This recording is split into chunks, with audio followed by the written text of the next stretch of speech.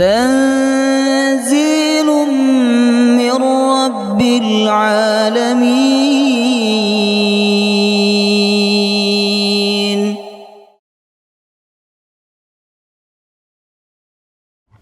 بسم الله الرحمن الرحيم. الحمد لله رب العالمين، نحمده ونستعينه ونستغفره ونعوذ بالله من شرور أنفسنا وسيئات أعمالنا. من يهده الله فلا مضل له ومن يضلل فلا هادي له.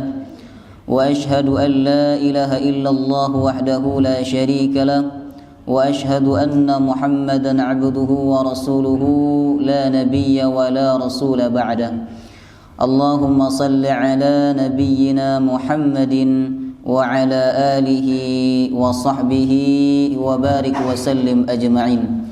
قال الله تعالى في القرآن الكريم: يا أيها الذين آمنوا اتقوا الله حق تقاته ولا تموتن إلا وأنتم مسلمون. اللهم إنا نسألك علما نافعا ورزقا طيبا وعملا متقبلا. اللهم اجعلنا وأولادنا وذرياتنا من أهل القرآن. اللهم أنت يا ميسر يسر أمورنا أمور الدنيا والآخرة. آمين يا رب العالمين. Bapak Ibu jamaah rahimakumullah, Assalamualaikum warahmatullahi wabarakatuh. Alhamdulillah, kita bersyukur kepada Allah Subhanahu wa taala. Pada malam hari ini kita kembali diberikan kemudahan oleh Allah untuk menghadiri majelis Al-Qur'anul Karim. Semoga ayat-ayat Al-Qur'an yang kita baca dan kita pahami menambah keimanan kita kepada Allah Subhanahu wa taala, sebagaimana ciri orang beriman yang dibaca tadi oleh Pak Heru pada saat salat maghrib. Wa idza tuliyat alaihim ayatuhu zadathum imana. Orang-orang beriman itu apabila dibacakan ayat-ayat Allah, zadathum imana, imannya semakin bertambah, semakin taat kepada Allah, semakin dekat kepada Allah. Wa ala rabbihim yatawakkalun, dan mereka semakin tawakal kepada Allah Subhanahu wa taala. Jamaah rahimakumullah, pertemuan sebelumnya kita mengakhiri kajian tafsir surah Al-Baqarah sampai ayat 64G. Sampai ayat 64. Malam hari ini kita akan membahas dua ayat, yaitu ayat 65 dan ayat 66. Silakan Bapak Ibu dibuka surah Al-Baqarah ayat 65. A'udzu billahi minasy syaithanir rajim.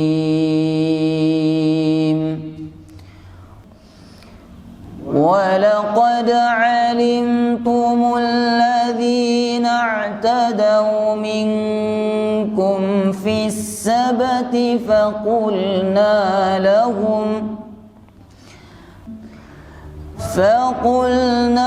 لَهُمْ كُونُوا قِرَدَةً خَاسِئِينَ.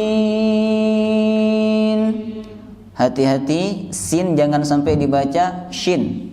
Kemudian hamzahnya jangan sampai dibaca ain. Khashi'in maknanya berbeda.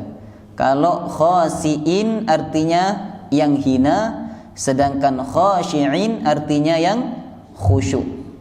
Qiradatan khasi'in, kera yang hina. Kalau dibaca qiradatan khashi'in, kera yang khusyuk. Itu sangat merubah makna.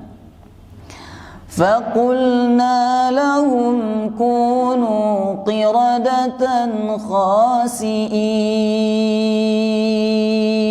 Sama-sama.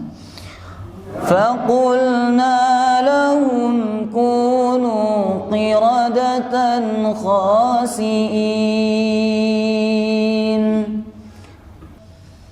فَجَعَلْنَاهَا نَكَالًا لِمَا بَيْنَ يَدَيْهَا وَمَا خَلْفَهَا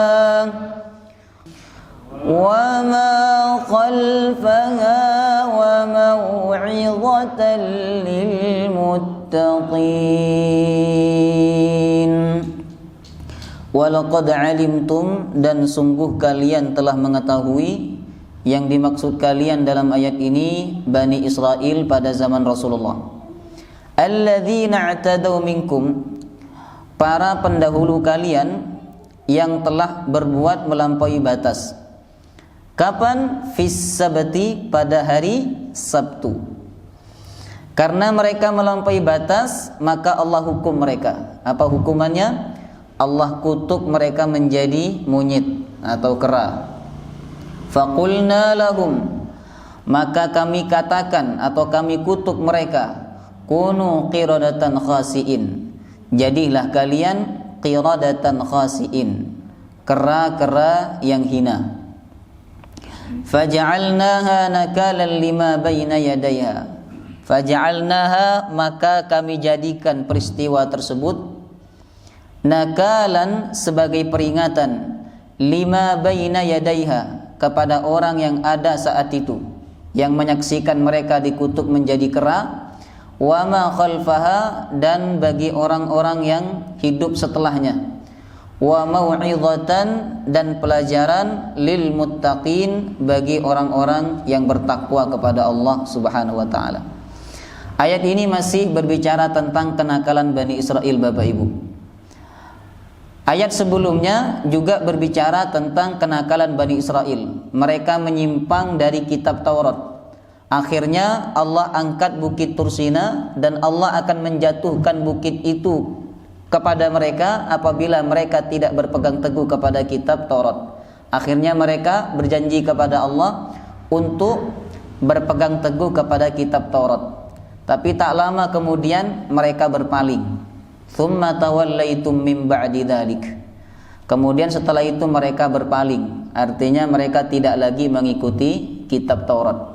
Mereka berjanji mengikuti kitab Taurat karena mereka takut bukit itu akan dijatuhkan kepada mereka.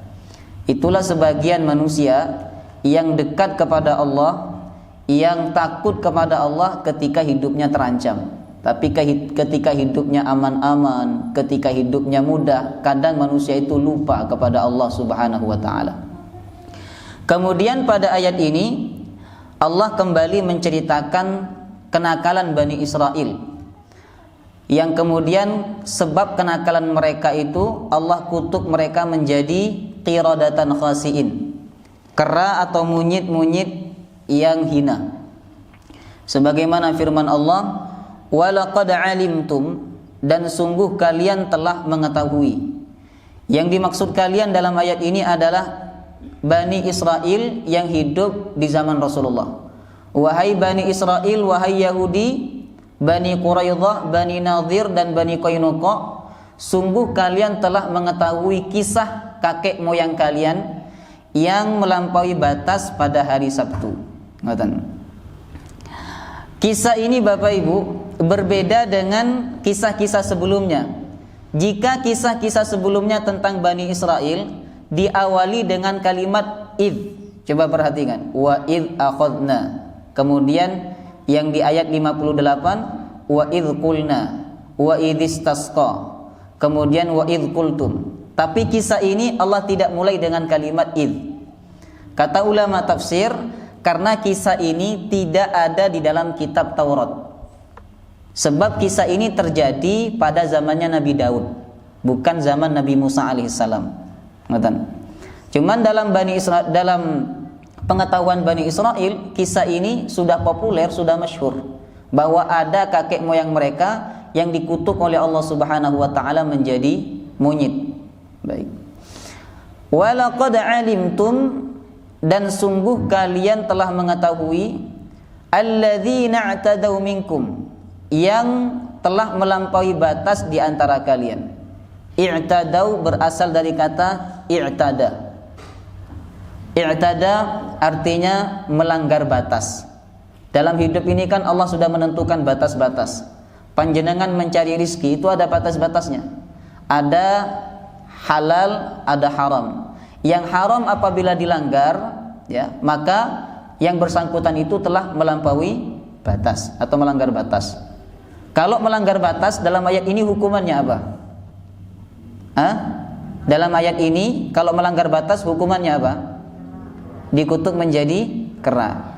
Ada analogi melanggar batas yang sering dilakukan oleh manusia, yaitu ketika berkendaraan kemudian ada lampu merah, ya.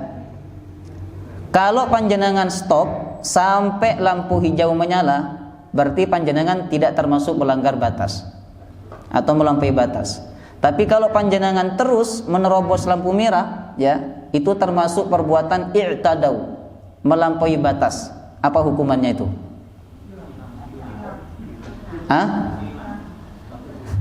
Hukumannya apa? Dikutuk menjadi dalam ayat.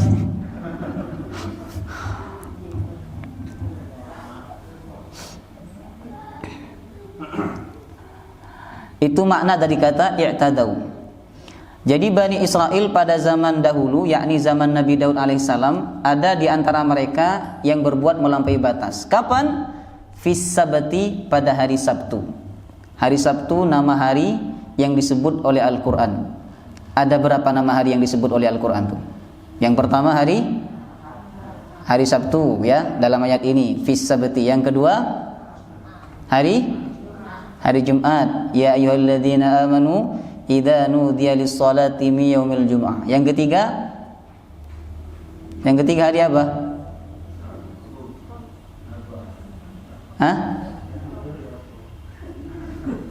Bingung karena memang tidak ada. Cuma 2. Jadi ada 2 nama hari yang disebut oleh Allah dalam Al-Quran. Yang pertama hari Sabtu, yang kedua hari Jumat. Sabtu artinya al-qat'u, putus atau terpotong. Yang dimaksud terputus atau terpotong adalah karena pada hari Sabtu Bani Israel itu tidak bekerja. Mereka istirahat dari perkara-perkara dunia. Nah, sehingga mereka menamakan hari Sabtu ini Yaumur Rohah, hari istirahat, hari libur dari perkara-perkara dunia. Nah, dan mereka pada hari Sabtu berjanji kepada Allah untuk memfokuskan dirinya dengan beribadah. Jadi hari Sabtu bagi Bani Israel itu hari istirahat. Kenapa mereka buat hari Sabtu itu hari istirahat? Karena mereka menuduh Allah itu menciptakan langit dan bumi berapa hari? 6 apa 7?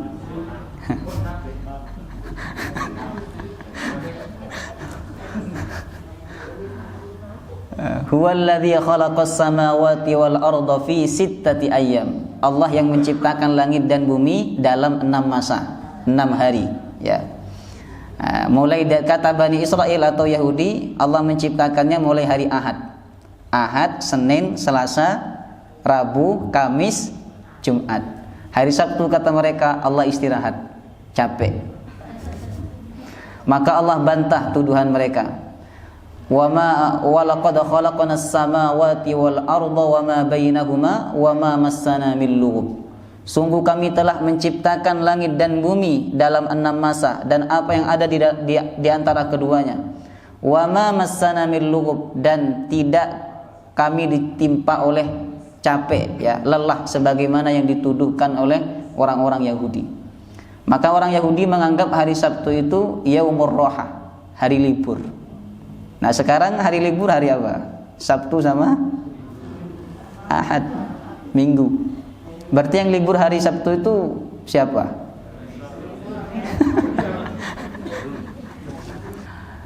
Maka hari Sabtu bagi Bani Israel itu hari libur untuk aktivitas dunia. Mereka berjanji kepada Allah untuk memfokuskan diri beribadah kepada Allah. Oleh karena itu pada hari Sabtu Bani Israel dilarang bekerja. Tidak boleh bekerja mereka.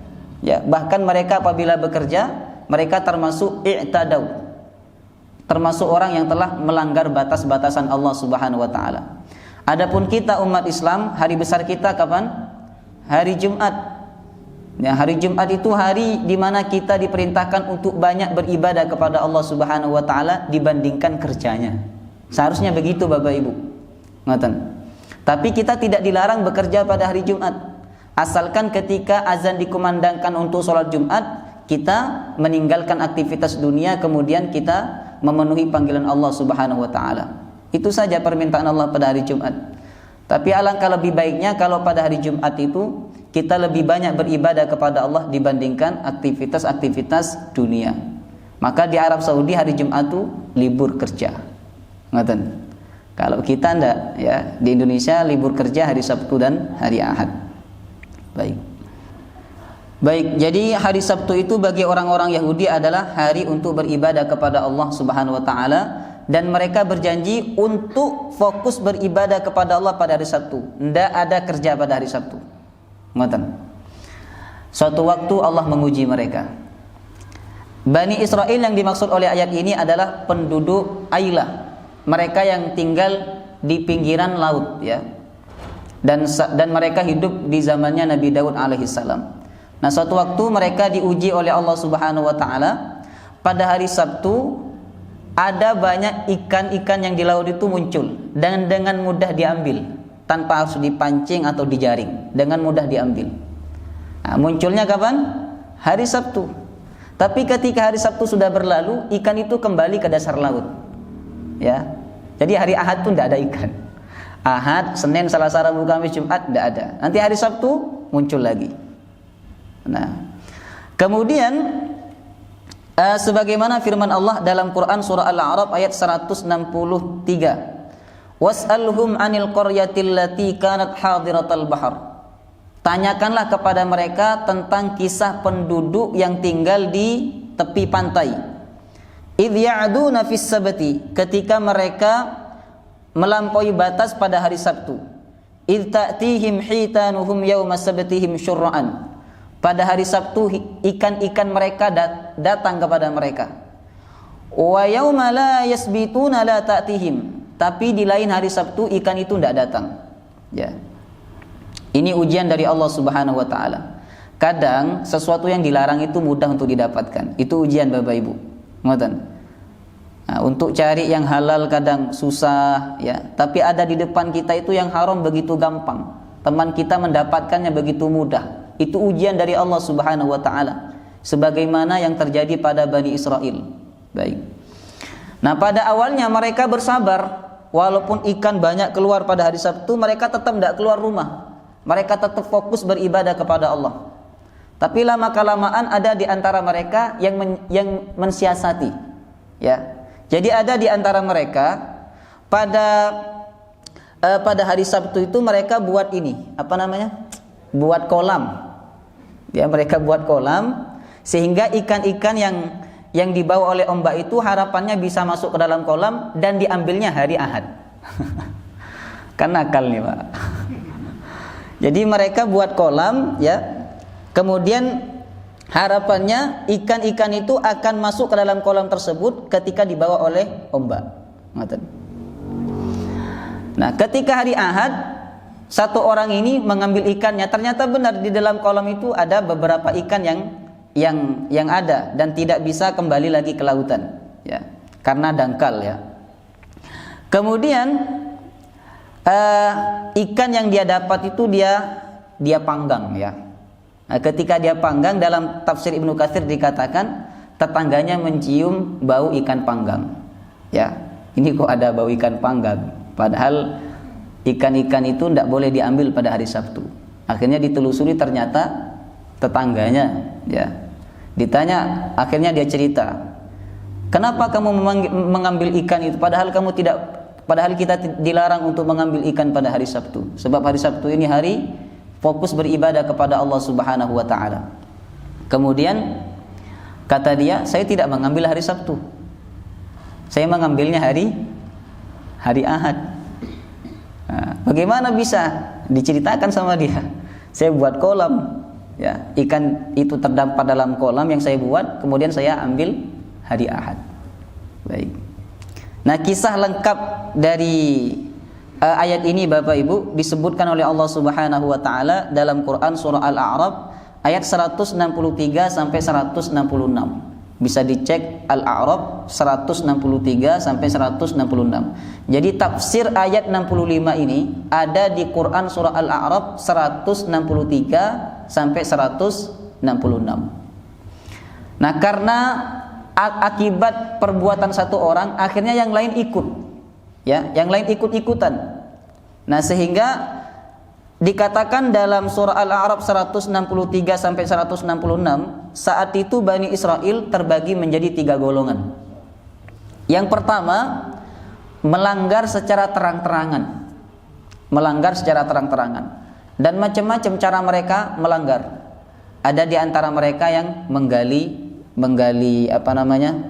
parit, kemudian supaya ikan itu masuk ke dalamnya. Ada di antara mereka yang mengikat ikan pada hari Sabtu, diikat, tapi nanti diambilnya pada hari Ahad, ya. Kemudian ada pula di antara mereka yang meletakkan jaring, ya, dibiarkan pada hari Sabtu, tapi diambilnya pada hari Ahad. Baik. Itu golongan yang pertama. Golongan yang kedua, tidak melanggar dan melarang. Ya, ingat, yang kedua tidak melanggar dan melarang. Dia tidak melanggar, dia tidak jebak ikan itu pada hari Sabtu, ya, walaupun mengambilnya pada hari Ahad, dan dia juga melarang orang-orang untuk melakukan perbuatan tersebut. Ini kelompok yang kedua. Kemudian yang ketiga, tidak melanggar dan tidak melarang. Jadi yang ketiga ini tidak mengambil ikan, tapi dia juga tidak melarang, ya. Bahkan dia berkata kepada orang yang melarang, lima ta'iduna qaumanillahu muhlikuhum au mu'adzibuhum adzaban syadida. Kenapa kalian melarang orang-orang yang mengambil ikan itu? Biarkan mereka. Mereka akan diazab oleh Allah Subhanahu wa taala.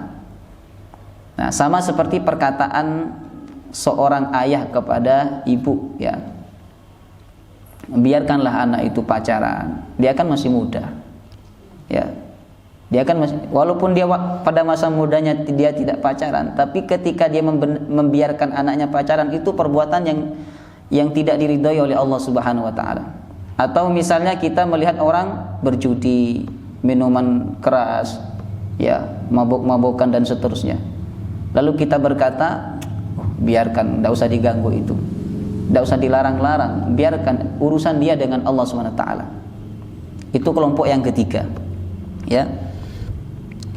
Dan masing-masing kelompok ini memiliki balasan dari Allah Subhanahu wa taala. Baik, kelompok yang pertama, apa tadi yang pertama? Melanggar secara terang-terangan. Apa balasannya? Dikutuk menjadi kera yang hina. Kenapa dikutuk menjadi kera yang hina? Apakah ada kera yang tidak hina? Ada. Kera yang memang diciptakan oleh Allah sebagai kera itu tidak hina. Karena memang dari awal Allah ciptakan dia sebagai kera. Sedangkan kera yang dimaksud dalam ayat ini dikatakan hina karena mereka awalnya manusia, kemudian durhaka kepada Allah, lalu dikutuk oleh Allah menjadi kera. Makanya Allah katakan qiradatan khasiin, kera-kera yang hina. Baik. Sebab kera ini sebelumnya punya akal, cuman akalnya tidak digunakan. Adapun kera yang ada di hutan-hutan itu tuh kera yang tidak punya akal, ya. Dan kita tidak boleh mengatakan itu kera yang hina. Ya, qiradatan khasiin. Baik. Kemudian dalam ayat lain dikatakan Bapak Ibu bahwa mereka tidak hanya dikutuk menjadi kera. Ada di antara mereka yang dikutuk menjadi babi. Bisa dicek di Quran surah Al-Maidah ayat 60. Wa ja'ala minhumul qiradata wal khanazir. Allah jadikan di antara mereka al-qiradah, kera, wal khanazir, dan babi. Ada yang dikutuk menjadi kera, ada yang dikutuk menjadi babi. Ditafsirkan oleh Imam Ibnu Katsir, yang dikutuk menjadi kera itu yang masih muda-muda, sedangkan yang dikutuk menjadi babi itu yang sudah tua-tua. Ya. Lebih hina mana babi dengan kera itu? Hah? Lebih hina mana? Babi dengan kera. Babi. Apa pelajarannya? Orang kalau melanggar pada masa tuanya, bermaksiat pada masa tuanya, itu lebih hina dibanding ketika dia melanggar pada masa mudanya. Baik. Kenapa Allah kutuk menjadi kera? Kenapa Allah kutuk menjadi babi? Kenapa Allah tidak kutuk menjadi ayam gitu? Hah?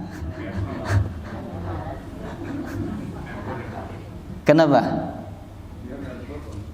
Tidak apa-apa ya. Karena kalau dikutuk menjadi ayam, kita pun juga akan bertanya kenapa dikutuk menjadi ayam. Kenapa dikutuk menjadi kera? Kera itu binatang yang mangkel.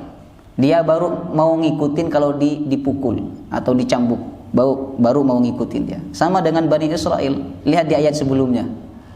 Ayat sebelumnya Bani Israel mau berpegang teguh kepada kitab Taurat ketika mereka diancam oleh Allah Bukit Tursina akan dijatuhkan kepada mereka. Maka Allah kutuk mereka menjadi kera. Kemudian yang kedua, ada di antara mereka yang dikutuk menjadi babi. Babi binatang yang rasa cemburunya itu sudah tidak ada, Bapak Ibu. Kalau betinanya ditunggangi oleh babi yang lain, dia tidak marah, dia biasa-biasa saja. Itu sifat orang Yahudi. Orang Yahudi itu istrinya dansa dengan laki-laki lain, menari dengan laki-laki lain, biasa mereka. Ya. Makanya Allah kutuk mereka menjadi babi.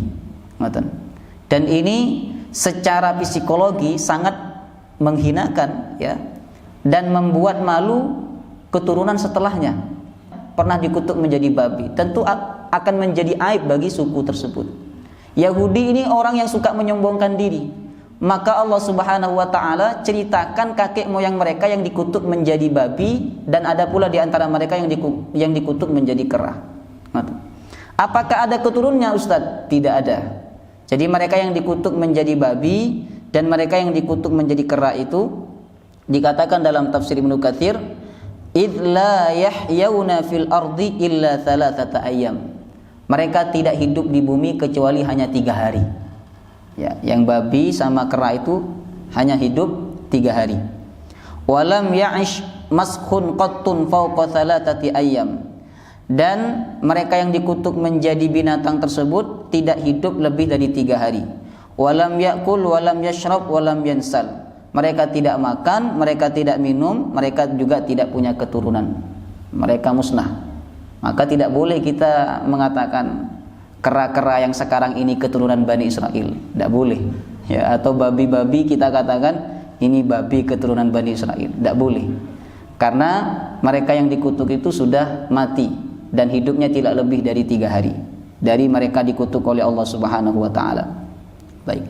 Itu balasan bagi orang yang melanggar secara terang-terangan dan mereka sudah diingatkan. Kemudian yang kedua, mereka yang tidak melanggar dan melarang. Ya, mereka tidak melanggar dan melarang. Apa balasannya? Mereka diselamatkan oleh Allah dan mereka hidupnya dimuliakan oleh Allah Subhanahu wa taala. Baik. Kemudian yang ketiga, balasan untuk yang ketiga tadi, yang ketiga golongan seperti apa? Tidak melanggar dan tidak melarang. Artinya apa? Dia tidak bermaksiat, dia orang soleh, tapi dia tidak berdakwah. Untuk yang ketiga ini Allah Subhanahu wa taala sebutkan dalam Quran surah Al-Maidah juga, mereka mendapatkan laknat dari Allah. Kenapa mereka dilaknat? Padahal mereka tidak melanggar tuh. Nah, apa sebabnya? Karena mereka tidak amar ma'ruf nahi mungkar. Maka Bapak Ibu, amar ma'ruf nahi mungkar itu sangat penting dan wajib untuk kita lakukan. Sebab dengan amar ma'ruf nahi mungkar, kita melarang orang untuk berbuat jelek, orang itu jadi tahu bahwa perbuatannya dilarang oleh Allah Subhanahu wa taala. Bisa saja orang menganggap keburukan itu menjadi sebuah kebenaran karena tidak ada orang yang melarang. Anak yang tidak dilarang, misalnya pacaran, dia tidak dilarang oleh orang tuanya, bahkan dibebaskan oleh orang tuanya. Lama kelamaan anak itu akan menganggap bahwa pacaran itu sesuatu yang diperbolehkan. Ngoten. Tapi kalau orang tua melarang dengan keras, maka akan ada mindset dalam pikiran anak itu bahwa pacaran itu sesuatu yang sangat dimurkai oleh Allah Subhanahu wa taala. Jadi kita wajib berdakwah sesuai kemampuan kita masing-masing. Orang lain mau ikut atau tidak itu urusan kedua. Kewajiban kita adalah mengajak. Kalau ada orang berbuat jelek, melanggar larangan Allah Subhanahu wa taala, menyelisihi perintah Allah Subhanahu wa taala, kita punya kewajiban untuk menegur dia. Terlepas dia mau ikut kita atau tidak, itu urusan dia dengan Allah. Makanya ketika ketika golongan kedua itu ditanya oleh golongan yang ketiga, kenapa kalian mengingatkan mereka? Kenapa kalian melarang mereka? Apa jawaban golongan yang kedua? Qalu ma'dziratan ila rabbikum, supaya saya punya alasan nanti di hadapan Allah. Kalau ditanya oleh Allah, saya punya alasan. Ngoten. Jadi dakwah ini penting Bapak Ibu, sesuai kemampuan kita. Ya. Jangan sungkan untuk berdakwah, jangan sungkan untuk mengingatkan orang. Sungkan, saya bukan ustadz, masa mengingatkan orang. Jangan sungkan. Kalau kita tahu bahwa perbuatan orang itu tidak baik, ingatkan. Ya, misal panjenengan ketika sama laki-lakinya kemudian ada teman panjenengan yang buka aurat sampai di atas lutut, ya, pahanya kelihatan, diingatkan bahwa itu aurat, ya. Dia mau ikut atau tidak itu urusan dia dengan Allah Subhanahu wa taala. Ngoten. Jadi jangan pikirkan orang ikut enggak ya kalau saya berdakwah. Enggak usah dipikirkan itu. Yang penting kita sudah menyampaikan Bapak Ibu. Ya. Tugas kita sudah selesai apabila kita sudah menyampaikan itu, ya. Jadi kita sampaikan yang benar. Jangan sampai karena kita enggak enak, masa ini dikatakan enggak boleh, enggak enak nanti menyakiti perasaan dia. Enggak boleh seperti itu. Kita sampaikan yang benar. Dia mau ikut atau tidak itu urusan dia dengan Allah Subhanahu wa taala. Kalau kita tahu itu salah tapi kita tidak tegur, apa balasannya? Akan dilaknat oleh Allah Subhanahu wa taala. Nah, apa yang dimaksud dilaknat? Dilaknat adalah tidak mendapatkan ridha Allah Subhanahu wa taala. Hati-hati. Maka saat itu Bani Israel ada 3 golongan. Pertama, mereka yang melanggar secara terang-terangan. Yang kedua, mereka yang tidak melanggar dan melarang. Kemudian yang ketiga, tidak melanggar dan tidak melarang. Yang pertama dikutuk oleh Allah menjadi kera dan babi. Kemudian yang kedua dimuliakan oleh Allah Subhanahu wa taala, dan yang ketiga dilaknat oleh Allah Subhanahu wa taala. Baik. Kemudian Allah melanjutkan firman-Nya, faja'alnaha nakalan lima baina yadayha wa ma khalfaha wa mau'izatan lil muttaqin. Faja'alnaha, maka kami jadikan peristiwa tersebut nakalan, sebagai peringatan, ya, lima baina yadaiha, kepada orang yang ada pada saat itu. Jadi orang-orang yang masih hidup saat itu Bapak Ibu, mereka menyaksikan bahwa mereka telah menjadi kera, ada di antara mereka yang menjadi babi. Saat mereka diperingatkan, disebutkan dalam tafsir Ibnu Katsir, ya, saat mereka diperingatkan untuk tidak melakukan perbuatan tersebut, tapi mereka tetap melakukan, maka orang-orang yang tidak melakukan perbuatan tersebut pisah kampung dengan mereka. Jadi tempat mereka itu disekat dengan dinding, ya. Mereka tidak mau bersama hidup dengan orang-orang yang diberi peringatan tapi dia tetap melanggar larangan Allah Subhanahu wa taala. Kemudian masing-masing mereka itu punya pintu keluar. Ya, beberapa hari kemudian setelah mereka pisah tempat antara yang melanggar dan tidak melanggar itu, yang tidak melanggar keluar dari tempatnya, ya, untuk bekerja, tapi mereka yang melanggar ini tidak keluar-keluar dari tempatnya. Akhirnya mereka penasaran, ada yang memberanikan diri naik ke dinding tersebut. Ternyata mereka sudah menjadi kera dan babi. Ngoten. Maka Allah berfirman, faja'alnaha nakalan lima baina yadaiha.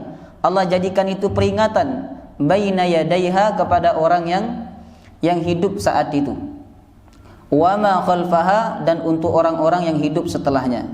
Wa mau'izatan lil muttaqin, dan pelajaran bagi orang-orang yang bertakwa kepada Allah Subhanahu wa taala. Artinya kalau kisah ini tidak kita ambil pelajaran, kita tidak termasuk orang yang bertakwa. Karena dalam ayat ini dikatakan kisah ini menjadi pelajaran bagi orang-orang yang bertakwa. Nah, maka kalau kita baca Quran, kita tidak hanya memahami ayatnya, tapi kita juga harus mengambil hikmah, pelajaran, dan mengamalkan dalam kehidupan kita, supaya kita termasuk orang-orang yang bertakwa kepada Allah Subhanahu wa taala. Wallahu taala alam bisawab. Semoga kisah ini bisa kita ambil pelajaran dan kita amalkan dalam kehidupan kita sehari-hari. Amin ya rabbal alamin. Sebelum ditutup, mungkin ada pertanyaan. Monggo Bapak Ibu. Silakan, ibu-ibu yang jarang tanya ini. Silakan ibu-ibu kalau ada pertanyaan. Silakan. Di penjelasan tadi bahwa ada beberapa ayat yang menceritakan sesuatu kejadian kemudian diulang ke ayat yang lain itu maka memang saking pentingnya ayat tersebut atau gimana? Baik. Memang Al-Quran itu sering mengulang kisah. Kisah tentang Nabi Ibrahim itu sangat banyak dalam Quran. Kisah tentang Bani Israel banyak juga dalam Al-Quran. Kisah Bani Israel dikutuk oleh Allah ada di Quran surah Al-Baqarah, Al-Ma'idah, dan surah Al-A'raf 3 kali. Tapi Allah ulang dengan versi yang dengan redaksi yang berbeda-beda sehingga pembacanya tidak bosan. Ngoten. Jadi walaupun diulang oleh Allah Subhanahu wa taala tapi Allah ulang dengan redaksi yang berbeda sehingga ketika membaca redaksi itu ada pelajaran lain yang bisa diambil, begitu. Nah, tujuan diulang-ulang adalah karena memang pentingnya kita untuk mengambil pelajaran dari kisah tersebut. Ya, diulang. Sama halnya tentang hari kiamat. Tentang hari kiamat itu banyak diulang-ulang oleh Al-Qur'an. Kenapa? Karena banyak manusia yang lalai untuk mengingat hari kiamat. Maka diulang-ulang oleh Allah. Tapi diulang-ulang dengan istilah yang berbeda. Kadang Allah menyebut hari kiamat itu dengan Al-Qari'ah. Kadang Allah menyebutnya dengan Al-Waqi'ah. Kadang Allah menyebutnya dengan An-Naba. Kadang Allah menyebutnya dengan At-Tammah. Allah menyebutnya dengan As-Sakha. Ya, walaupun diulang-ulang tapi redaksinya berbeda-beda. Wallahu ta'ala alam. Ada pertanyaan yang lain? Silakan Pak Dedi.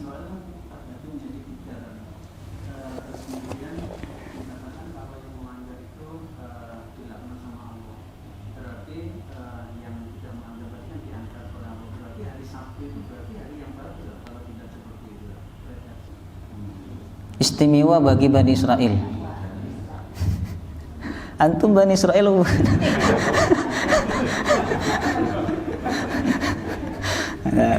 Goyang. Nah, kita jadi dalam satu pekan itu hari yang istimewa adalah hari Jumat bagi kita umat Islam. Nah, sedangkan bagi Bani Israel, bagi Yahudi, hari yang istimewa itu hari Sabtu. Ya, Sabtu artinya terputus, tidak ada kerja hari Sabtu. Ya. Nah, sedangkan kita umat Islam hari istimewanya adalah hari Jumat kita. Ya, kita tidak menganggap hari Sabtu itu hari yang istimewa, tidak. Itu hari yang biasa sebagaimana hari-hari yang lain. Ya, sebagaimana hari Ahad, sebagaimana hari Senin, Selasa, Rabu, Kamis, ya. Begitulah hari Sabtu.